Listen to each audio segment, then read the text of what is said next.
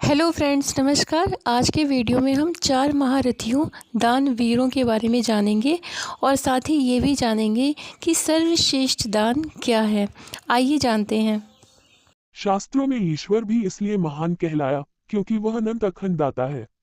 वह नित्य दान देता है किंतु उसका क्षय नहीं होता, इसलिए वह पूर्ण है, दाता होकर भी अच्युत है। दान के महत्व पर हमारी परंपरा में कई कथाएं हैं। वही 4 प्रमुख दानवीर वर्णित हैं। ये वीर हैं दधीचि, बलि, शिबी और कर्ण। भारतीय संस्कृति में ईश्वर प्राणी मात्र के जीवन का दाता है और जीवन की रक्षा के लिए आवश्यक अन्न, जल और वायु आदि का भी। ईश्वर दिन में सूर्य को प्रकाशित कर जगत को जगमग रखता और जीवन ऊर्जा प्रदान करता है, तो रात में चंद्रमा का आकाशदीप रोशन कर न केवल प्रकाश देता है अपितु वन्य औषधियों को अमृत से सींचकर जीवनमय बनाता है। ईश्वर यह सब निष्काम और निस्वार्थ भाव से करता है तभी यशस्वी है। इसलिए कि तप से सिद्धि, श्रम से धन, बल से भूमि, गुरु सेवा से ज्ञान और भगवत कृपा से मोक्ष भले मिल जाए, किंतु यश केवल दान से ही मिलता है। इस धरती पर जन्म लेने वाले हर जीव की मृत्यु होती है, लेकिन एकमात्र दानी है जो मरकर भी अपने यश के कारण अमर होता है। भारतीय पौराणिक कथाओं में देने का सुख पाकर जो कई यशस्वी हुए, लेकिन उनमें ये 4 बहुचर्चित और परम प्रतिष्ठित हैं। एक, लोक कल्याण के लिए देह दान देने वाले महर्षि दधीचि। लोक कल्याण और दुष्ट के विनाश के लिए आत्मोत्सर्ग करने वालों में दधीचि की समता वाला दूसरा कोई भारतीय इतिहास में दुर्लभ है। उनके पिता का नाम अथवा और माता का चिति था। उन्होंने अश्विनी कुमारों को अश्व के सिर से उपदेश दिया था, अतः वे अश्वशिर नाम से भी प्रसिद्ध थे। अथर्ववेदी दधीचि ने ही सर्वप्रथम नारायण कवच का उपदेश त्वष्टा को दिया था और त्वष्टा ने विश्वरूप को। भागवत महापुराण के 6ठे स्कंध के अनुसार एक बार देवगुरु बृहस्पति जब इंद्र की सभा में पहुंचे तो ऐश्वर्य मद के कारण इंद्र ने उनकी अवहेलना कर दी। इससे रुष्ट देवगुरु इंद्र सभा से निकल आए और अंतर्धान हो गए। तब असुरों ने गुरु कृपा से रहित देवताओं पर आक्रमण कर उन्हें पराजित कर दिया। ब्रह्मा जी की सलाह पर देवताओं ने अपने नए आचार्य के रूप में त्वष्टा के महातेजस्वी पुत्र विश्वरूप का पुरोहित के रूप में वरण किया। विश्वरूप ने देवताओं को नारायण कवच का उपदेश दिया, जिसके बल पर देवताओं ने असुरों से अपना राज्य फिर छीन लिया। विश्वरूप पुरोहित देवताओं के थे, लेकिन असुर कुल से संबद्ध माता के कारण असुरों के प्रति भी अनुग्रह भाव रखते थे। इस कारण इंद्र ने क्रोधित होकर उनकी हत्या कर दी। इसी का प्रतिशोध लेने के लिए विश्वरूप के पिता त्वष्टा ने यज्ञाग्नि से वृत्रासुर को उत्पन्न किया था। वह जले हुए पहाड़ के समान काला और विशालकाय था। वृत्रासुर ने देवताओं पर आक्रमण किया और इंद्र को पदच्युत कर सारी संपत्ति व तेज का हरण कर लिया। तब इंद्रादि देवता भगवान विष्णु की सलाह पर वृत्रासुर वध के लिए अस्थियां मांगने महर्षि दधीचि के पास पहुंचे। देवताओं की याचना सुन दधीचि ने कहा, योस्त्रुवेनाथ न नाथा न धर्म न यश कुमान इहे भूतदया सशोच्य स्थावररूपी। अर्थात, देवताओं, जो मनुष्य इस विनाशी शरीर से दुखी प्राणियों पर दया करके धर्म और यश का संपादन नहीं करता, वह जड़ पेड़ पौधों से भी गया बीता है। ये भी कहा कि अहो दैन्यमहो कष्टम पारिक्य क्षणभंगुरे यन्नोत्कुर्यदस्वार्थैर्मत्र्य स्वज्ञाति विग्रह है। अर्थात, धन, जन और शरीर क्षणभंगुर हैं, ये किसी काम नहीं आएंगे। ये कैसी कृपणता है, कितने दुख की बात है कि यह मरणधर्मा मनुष्य इनके द्वारा दूसरों का उपकार नहीं कर लेता। ऐसा कहकर दधीचि ने योग शक्ति से तत्क्षण अपनी देह त्याग दी। फिर उनकी अस्थियां संचित कर विश्वकर्मा ने एक वज्र बनाया और उसके आघात से इंद्र ने वृत्रासुर को मार डाला। 2. देने के सुख का सार जानने वाले दानी राजा बलि अब तक के ज्ञात इतिहास में सबसे बड़े दाता हैं, जिनके द्वार पर साक्षात विष्णु याचक बनकर पहुंचे और दान में त्रिलोकी का राज्य पाया। बलि दैत्यराज थे और भगवत भक्त प्रहलाद के पौत्र थे।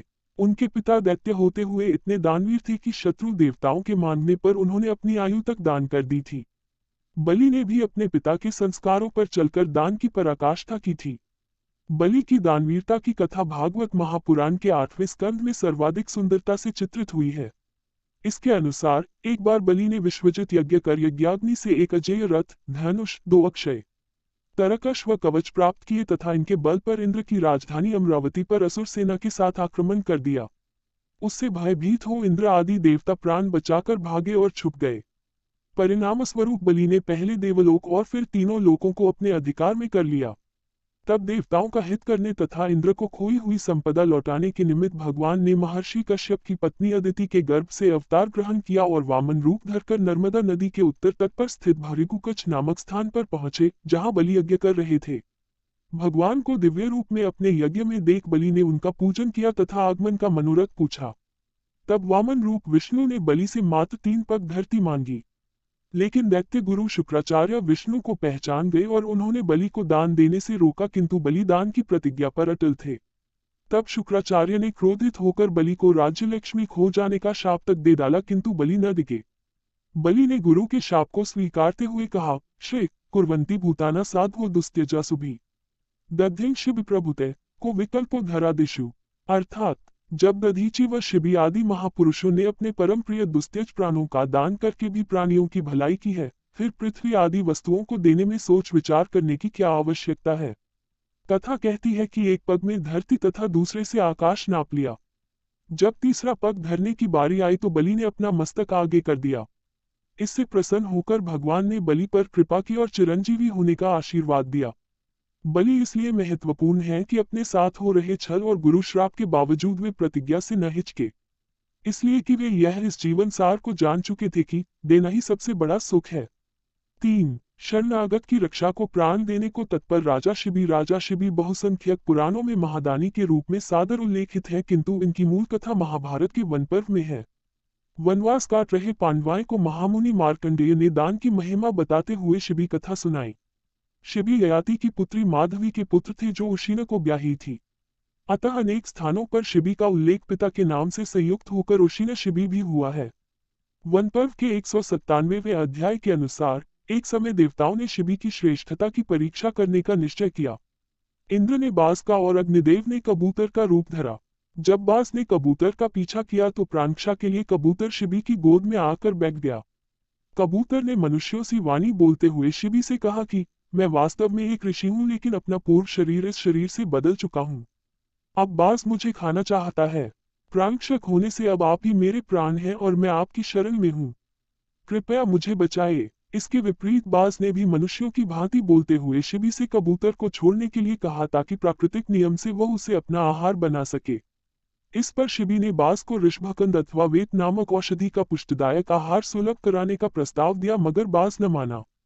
बाज ने कहा कि या तो कबूतर को मेरे लिए छोड़ दो या फिर अपनी दाईं जांघ से कबूतर के वजन बराबर मांस काट कर दो। शरणागत की प्राणक्षा के लिए शिबी ने अपने शरीर का मांस काटा और तौला तो वह कबूतर से कम निकला। राजा ने अपने अंगों को रक्तरंजित कर बार बार काटा, लेकिन तब भी कबूतर का भार ही अधिक निकला। अंत में शिबी स्वयं ही तराजू के दूसरे पलड़े पर जा बैठे। तब बाज बोला कि हो गई कबूतर की प्राणक्षा, और वह अंतर्धान हो गया। तब राजा के पूछने पर कबूतर ने अपना और बाज का परिचय दिया।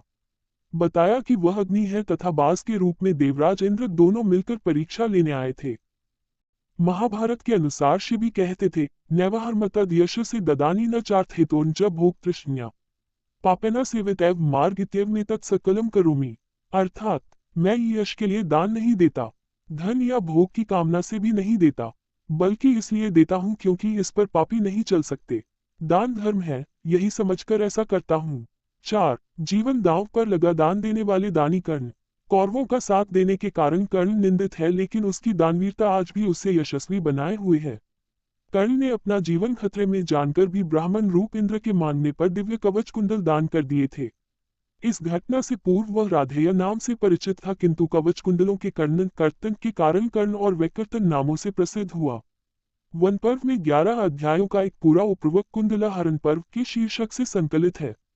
इसमें कर्ण के जन्म, त्याग और महादान की कथा है। इसके अनुसार पांडवों के 12 बरस का वनवास पूरा होने के बाद जब 13वें बरस का अज्ञातवास प्रारंभ हुआ, तब सर्वज्ञ देवताओं को भावी युद्ध का अनुमान हो गया था। युद्ध में अपने पुत्र अर्जुन की रक्षा के लिए इंद्र ने कर्ण के उन जनजात कवच कुंडलों के हरण की योजना बनाई जिनके रहते कर्ण अवध्य और अजेय था। इंद्र का मनोभाव जान सूर्यदेव ने अपने पुत्र कर्ण को समझाया कि यदि अपने प्राणों की रक्षा करनी हो तो किसी भी सूरत में अमृतमय कवच कुंडल का दान न दे। कर्ण अपने दानव्रत पर अडिग था और कीर्तिकांक्षी था, अतः उसने सूर्य से कहा कि ऋणोमी कीर्ति लोके जीविते नापि भानुमन कीर्तिमानश्नुते स्वर्गे हीन कीर्तिस्तु नश्यति। अर्थात हे सूर्यदेव, मैं जीवन देकर भी जगत में कीर्ति का ही वरण करूंगा, इसलिए कि कीर्तिमात व्यक्ति ही स्वर्गिक सुख भोगता है। जिसकी कीर्ति नष्ट हो जाती है वह स्वयं भी नष्ट ही है। सूर्य के बहुत समझाने पर भी जब कर्ण न माना, तब सूर्य ने उसे दान के बदले इंद्र की शत्रुघातक अमोघ शक्ति मांगने को कहा और अंतर्धान हो गए। अगले दिन इंद्र ने आकर कर्ण से कवच कुंडलों का दान मांगा। कर्ण ने आनाकानी की, मगर जब इंद्र कवच कुंडल पर अड़े रहे तो कर्ण शक्ति के बदले दान पर राजी हो गया। उसने तलवार से अपने जन्म के साथ उत्पन्न कवच कुंडल काटकर इंद्र को दे दिए। महाभारतकार लिखते हैं, ऐसा करते समय उस पर आकाश से पुष्पवर्षा हुई। काटते समय अत्यंत पीड़ा के बावजूद कर्ण के मुख पर तनिक विकार न आया। इंद्र के आशीर्वाद से कवच निकलने के बाद भी उसका शरीर विभत्स न हुआ। इंद्र ने उसे केवल एक बार प्रयोग में आने वाली अमोघ शक्ति दी, जो युद्ध में घटोत्कच को मारने के काम आई। कर्ण को इस दान से यश तो मिला, पर फल नहीं, क्योंकि उसका दान निष्काम नहीं, विनिमय था। दान वही श्रेष्ठ, धर्मसम्मत व फलदायी है जो कामना रहित होकर किया जाए। दान ही सच्चा धर्म है। धर्म ग्रंथों में धन की 3 ही गति कही गई है, पहली दान, दूसरी भोग और तीसरी नाश। इनमें दान सर्वोत्तम है। अन्नदान, जलदान, भूमिदान, धनदान, गोदान, क्षमादान और जीवनदान की कथाओं से धर्मग्रंथ भरे हुए हैं। वर्तमान में रक्तदान, नेत्रदान और देहदान दाताओं के यश का वर्धन कर रहे हैं। 18 पर्वों के महाकाव्य महाभारत का 13वां पर्व अनुशासन पर्व है, जो महायुद्ध के बाद शांति पर्व के ठीक बाद में है। अनुशासन पर्व के 168 में से 166 अध्याय दान धर्म पर्व के ही रूप में संकलित हैं। ये संकेत है कि जीवन का सच्चा अनुशासन दान में ही है। दान ही मनुष्य का सच्चा धर्म अर्थात कर्तव्य है, जो पर्व अर्थात मिलन या उत्सव की सृष्टि कर धरती को सबके लिए स्वर्ग बनाता है। अनुशासन पर्व के अनुसार मनुष्य धर्म, अर्थ, भय, कामना और दया, इन 5 हेतुओं से दान देता है। इनमें ईर्ष्या या कामना रहित होकर दिया गया दान ही धर्ममूलक और सर्वश्रेष्ठ है। एक कीर्तिमवाप्नोति प्रेत्याचान उत्तम सुखम, अर्थात दान करने वाला मनुष्य इस लोक में कीर्ति और परलोक में उत्तम सुख पाता है। महाभारत के अनुसार दानों में सर्वश्रेष्ठ अन्नदान है। अन्नेन सदृशम दान न भूत न भविष्यति, तस्मादन्न विशेषेण दातुमिच्छन्ति मानवा, अर्थात अन्न के समान न कोई दान था न होगा। इसलिए मनुष्य प्रमुखतः अन्न का ही दान करते हैं। कारण, अन्नेन धार्यते सवे विश्वम जगदिदम प्रभो, अर्थात संपूर्ण जगत को अन्न ने ही धारण किया है। अन्न से ही सभी सबके प्राण टिके रहते हैं, अतः इससे बढ़कर कोई दान नहीं है। आज के जीवन में दान देना फ्रेंड्स बहुत ही महत्वपूर्ण है। दान देने से हम मोक्ष को प्राप्त करते हैं और साथ ही किसी भूखे का पेट भरते हैं, तो इस पे विशेष ध्यान दीजिएगा। और ऐसी ही जानकारी के साथ आप सब बने रहिए। और महाभारत की कथाएं सुनना अच्छा लगता हो, या रामायण की कथाएं सुनना अच्छा लगता हो, या भगवान जी की कथाएं सुनना अच्छा लगता हो, या पूजा पाठ से रिलेटिव कोई भी जानकारी चाहिए, या तीर्थ व्रत के बारे में कुछ भी जानना है, please like comment subscribe share it. Thank you friends. हम फिर मिलेंगे अगले वीडियो में, तब तक के लिए नमस्कार।